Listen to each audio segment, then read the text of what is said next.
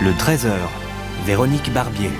À la une de l'actualité, cette journée placée sous le signe de la sécurité routière avec un marathon de la vitesse qui traque les chauffeurs qui ont le pied trop lourd. Voilà qui prend tout son sens après le drame de Strépy-Bracny. La rééducation risque d'être longue pour ceux qui ont été blessés ce dimanche. Il faut parfois plusieurs mois pour retrouver toute sa mobilité. Arrêt dans un centre de rééducation dans un instant. 170 recommandations pour ne plus jamais vivre des inondations comme l'été dernier. La commission d'enquête mise en place au Parlement de Wallonie rend son rapport final. On en parle avec Daniel Welter. Les directeurs d'école en ont ras-le-bol. Ils sont mobilisés ce midi à Louvain-la-Neuve. Ils doivent notamment rencontrer la ministre de l'Éducation. Tidy Mkwash est allé à leur rencontre. 12 radios belges mobilisées pour l'Ukraine. Gros plan sur cette opération de sensibilisation qui vise à récolter des fonds pour le consortium 12-12.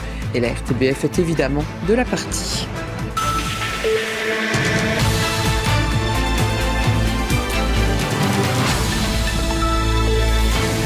Bonjour à toutes et tous, bienvenue dans ce studio. La vitesse sur la route, c'est un vrai fléau. On l'a vu encore ce week-end à Strépy-Bracny.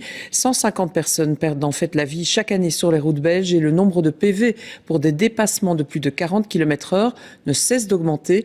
Voilà pourquoi le marathon de la vitesse est organisé aujourd'hui.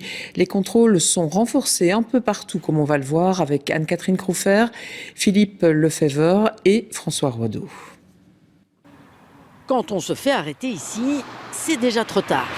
Le radar est à 300 mètres dans une voiture banalisée, très banalisée. Voiture ou moto, c'est le même combat. Cet homme est originaire de Flandre et ne connaît pas bien cette nationale à haute densité de véhicules. Donc ici, la route où vous circuliez, c'est 50 km/h, la vitesse. Vous avez été flashé à 100 km/h. Vous comprenez ça? Oui. Oui. Donc ça veut dire c'est retrait immédiat de votre permis de conduire. C'est fini de rouler avec la moto. Le but de cette action est surtout de sensibiliser les automobilistes à une vitesse excessive. Sur près de 600 véhicules, 12 ont été flashés. Tous les automobilistes en infraction n'ont pas désiré être filmés ni interrogés, à l'exception de celui-ci qui semble de bonne foi. Vous avez dépassé la limitation de vitesse, c'est possible? C'était 70 à l'heure, donc je n'ai pas dépassé, je pense pas, non. Vous faites attention à rouler lentement? Toujours. Le panneau à 70, il est déjà dans la descente. Et notre radar est positionné plus haut. Je pensais que c'est 70 ici, donc c'est pour ça que je... Ici, oui, c'est 70. Mais là où vous avez été flashé, c'est 50, c'est dans une agglomération. Les automobilistes à qui nous avons parlé n'adaptent pas spécialement leur vitesse depuis le drame de dimanche dernier à Strépy-Bracny. Quand on n'est pas directement concerné, on n'a pas la même vision des choses. Ici, le fait d'intercepter une personne à une vitesse excessive, de lui rappeler qu'il vient d'être verbalisé, je pense que là, il est concerné directement et l'impact est différent que de recevoir le petit procès verbal directement à la maison. C'est pour ça que dans notre zone, on essaie toujours, quand on fait des radars mobiles, d'intercepter les gens. Comme ça, on a une approche et on peut discuter avec les gens. Le marathon de la vitesse a débuté à 6 h ce matin partout en Belgique. Il se prolongera pendant 24 heures. Oui, effectivement, le dramatique accident de ce week-end n'a pas fait réfléchir tous les automobilistes. Une voiture a d'ailleurs été flashée ce matin sur la chaussée de Mons à la Louvière, à quelques 8 km seulement de Strépy-Bracny. Et cette voiture, elle roulait à 107 km/h au lieu des 50 autorisés. La Louvière qui organise son carnaval ce week-end. Comme à Bracny, il y aura des gilets. Comme à Bracny, le ramassage débutera à l'aube, dans le noir. Plusieurs réunions ont lieu aujourd'hui encore pour renforcer la sécurité le long du parcours. Rien ne sera laissé au hasard par la ville qui est montrée du doigt après le drame de ce dimanche. Le point avec Thomas Dechamps. Le létaré, attendu depuis 2 ans par les Louviérois, reviendra bien cette année. Mais au vu des circonstances, la ville a refait le point sur la sécurité ce mercredi et doit revoir les sociétés de gilets dès ce soir, même si ce sera essentiellement un rappel des règles déjà en vigueur. Nous allons retaper sur le clou envers les sociétés folkloriques. C'est aussi un rappel quant à l'obligation d'avoir une signalisation devant et derrière. Donc c'est surtout cela qui va se faire dans les prochaines heures. L'attention se focalise évidemment sur les fameux ramassages effectués comme partout tôt le matin et en dehors du périmètre sécurisé du centre-ville. Un périmètre qui ne peut être agrandi nous explique-t-on côté police. Le centre-ville fait lui l'objet d'une ordonnance de police dans laquelle on a des limitations de circulation des véhicules, d'entrée et de sortie. Il faut quand même bien comprendre que ça impacte aussi les riverains qui habitent dans ces dispositifs fermés, puisque par exemple une infirmière qui voudrait travailler est impactée. Et donc on n'a aussi pas la possibilité logistique de les étendre sur l'ensemble de l'entité. Une nouveauté tout de même, dès le début des festivités, une assistance psychologique sera mise à disposition pour ceux qui, traumatisés par ce début de carnaval catastrophique, se retrouveraient en détresse. Et la signalétique sera encore renforcée. Aux endroits où il y a des barrières, il y a des lampes clignotantes qui sont placées. À plusieurs endroits, on rappelle qu'il y a des festivités qui sont en cours, mais à nouveau, comme les Gilles et le folklore s'opèrent presque dans chacune des rues de la commune, il est techniquement impossible de mettre une signalétique à l'entrée de chacune des rues de toute l'entité. Car il reste encore 5 carnavals à organiser sur la saison, rien que sur l'entité de la Louvière. Un défi logistique et sécuritaire qui se passe cependant la plupart du temps sans encombre. Et à noter que la ville de la Louvière a décidé de se constituer partie civile dans l'affaire de l'accident de dimanche. Cela lui permettra d'avoir accès au dossier. Le bourgmestre de la Louvière, Jacques Gobert, qui explique que beaucoup d'agents communaux ont été touchés par ce drame.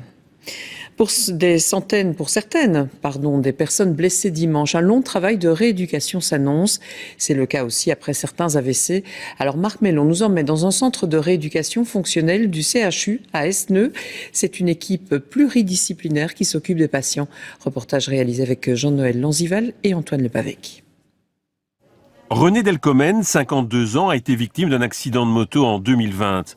Depuis, il est paraplégique. René bénéficie de soins au centre de rééducation fonctionnelle du CHU, implanté à Esneux. Il apprend notamment à entrer et à sortir d'un véhicule. Comme on est paralysé des jambes, on doit vraiment réapprendre l'équilibre pour se passer de la chaise au siège de la voiture. Et là, alors, on apprend à démonter la chaise sans basculer d'un côté ou de l'autre, à la positionner dans la voiture de façon à ce qu'on puisse la ressortir facilement. Et tout ça, c'est un travail de tous les jours pendant la rééducation qu'on fait ici. Pour arriver au meilleur résultat, le patient écoute les conseils précieux d'une ergothérapeute. Le patient doit d'abord apprendre à pouvoir sortir de son lit, à pouvoir aller au WC, à pouvoir aller au siège de douche, à pouvoir du coup se transférer d'abord dans une voiture avant de pouvoir démonter sa chaise. Mais c'est tout un travail d'équilibre de tronc, de force au niveau des bras, toute une technique. Donc au départ, ça peut prendre plus d'une demi-heure pour démonter une chaise pour certains patients. Le programme de soins est intensif. Les professionnels de la santé unissent leurs compétences au profit des patients. Les patients ici ont de la rééducation le matin, l'après-midi, ont différents thérapeutes en soi en fonction des problèmes qu'ils ont. Le but est vraiment de les revalider au niveau fonctionnel, que ce soit au niveau physique ainsi qu'au niveau mental. Une piscine permet aux patients de retrouver des sensations. On a notamment pas mal de progrès avec certains patients qui sont polytraumatisés et qui au début ne peuvent plus poser le pied à terre. Et ici, dans l'eau, ils réapprennent progressivement à remarcher, oui. Le centre de rééducation fonctionnelle d'Esneux accueille très souvent de jeunes patients. Les accidents de la voie publique en général sont fréquents chez les jeunes entre 18 et 30 ans, particulièrement chez les garçons parce qu'il y a un biais sélectif. Ils ont parfois des comportements un peu plus à risque. Mais tout le monde peut être touché, bien sûr, par un accident de la circulation et on en a beaucoup, oui, ici dans le service. René est volontaire et souhaite faire à nouveau tout ce qu'il faisait avant son accident. Il faut tout faire pour se relever, pour retravailler, pour faire du sport. On a pour l'opportunité d'avoir plein de sports possibles pour nous, les personnes à mobilité réduite.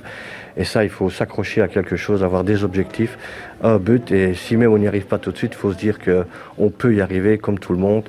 Les personnes blessées dans le Hainaut dimanche seront dirigées à un moment donné vers un centre de rééducation fonctionnelle comme celui de l'hôpital liégeois. C'est l'heure des recommandations pour la commission d'enquête mise en place en Wallonie après les inondations de l'été dernier. Après 6 mois de travaux, cette commission elle rend ses conclusions. Elle fait 170 propositions qui vont dans toutes les directions. Daniel Velter, ces propositions visent tout à mieux anticiper, à mieux préparer, à mieux gérer aussi ce type de catastrophe. Oui, la première des recommandations concerne finalement les prévisions météo. Les parlementaires souhaitent qu'à l'avenir, il y ait plus de lisibilité et plus de qualité concernant les prévisions météorologiques, mais aussi hydrologiques. On se souvient de cette polémique autour de l'IRM qui parlait de fortes pluies, mais qui n'osait pas parler d'inondations parce que ce n'était pas ses compétences. Dorénavant, ça ne devrait plus se reproduire. Alors, les parlementaires aussi préconisent la mise en place d'une culture du risque. C'est quoi? C'est former les mandataires locaux finalement à gérer, à planifier l'urgence face à une catastrophe. Qu'est-ce qu'il faut faire? Qui mobiliser? Dans quel ordre? Est-ce qu'il faut évacuer la population ou pas? On sait que là aussi, une certaine logique l'été dernier a parfois manqué. Et puis, par rapport aux décisions qui sont prises, il faut encore les communiquer à la population. Là aussi, les parlementaires voudraient que l'information passe mieux, surtout concernant les premières personnes concernées, donc la population. Il y a aussi un dernier mot, un dernier point que l'on retient, cela concerne les barrages et on en reparlera sans doute parce que les parlementaires voudraient un plan d'urgence. Alors finalement, c'est quoi ces 170 recommandations? C'est simplement du bon sens pour qu'à l'avenir, la Wallonie soit davantage prête à gérer d'autres événements climatiques. Il y en aura et pour pouvoir ainsi diminuer l'impact. Voilà pour ces précisions depuis le Parlement de Wallonie. Merci Daniel Welter. Il est 13h12 à suivre dans ce journal l'actualité en Ukraine avec quelques 100 000 civils mobilisés aux côtés de l'armée ukrainienne. Portrait dans un instant de 2 artistes qui défendent aujourd'hui leur pays.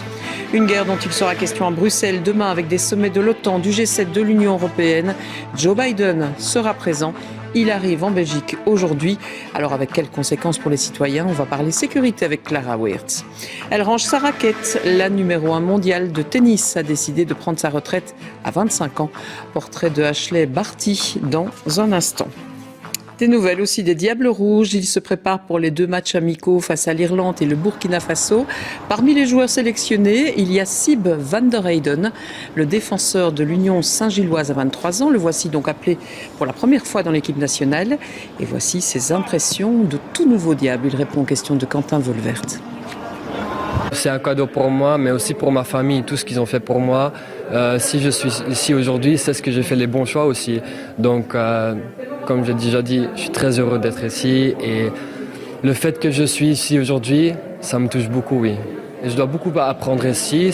Ça peut être un nouveau challenge pour moi de quand même me montrer sur le terrain aussi pour les autres joueurs, montrer au coach que je suis quand même là et je ne suis pas que ici pour le fun, je suis aussi là pour me montrer et voilà.